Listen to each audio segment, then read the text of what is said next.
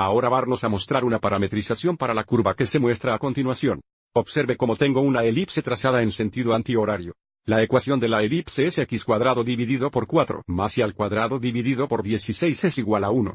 Para escribir nuestra parametrización de esta curva, vamos a utilizar esa entidad coseno cuadrado teta más seno cuadrado teta igual a 1. Observe cómo ambas ecuaciones son iguales a 1.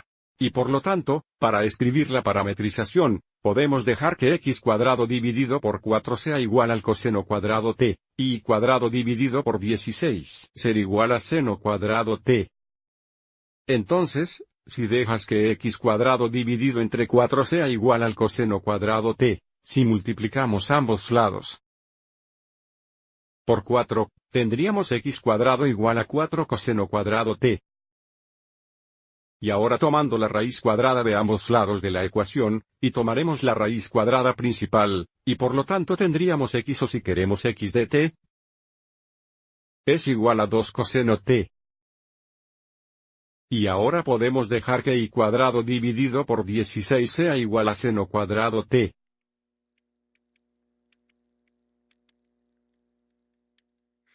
Entonces, multiplicando ambos lados por 16 tendríamos un y cuadrado igual a 16 seno cuadrado t. Y ahora de nuevo, tomando la raíz cuadrada principal de ambos lados de la ecuación, tendríamos hoy t es igual a 4 seno t. Así que de nuevo tenemos x de t es igual a 2 coseno t.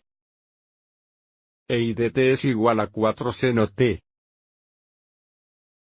Para rastrear toda la elipse, t tendría que estar en el intervalo cerrado de 0 a 2π. Todavía necesitamos verificar la orientación, por ejemplo, que t es igual digamos 0. X de 0 sería igual a 2 veces coseno 0. Que sería 2 veces 1 que es igual a 2e, y de 0 sería igual a 4 veces seno 0. Que es 4 veces 0 0. Deje que t sea igual a 0 en este punto aquí. Sigamos adelante y verifiquemos los valores de x y en pi sobre 2. Entonces, x de pi sobre 2 sería igual a 2 veces el coseno pi sobre 2, que sería 2 veces 0, que es 0. Y de pi sobre 2 es igual a 4 veces seno pi sobre 2. Que sería 4 veces 1 que equivale a 4, que sería en este punto aquí, dándonos la orientación correcta. Aquí hay una posible parametrización para la curva. Con la orientación dada pero también escribamos esto como una función vectorial. Podemos decir que la función de valor vectorial r de t tendría una componente x de 2 coseno t, y es un componente de 4 seno. Nuevamente, donde t estaría en el intervalo cerrado de 0 a 2π.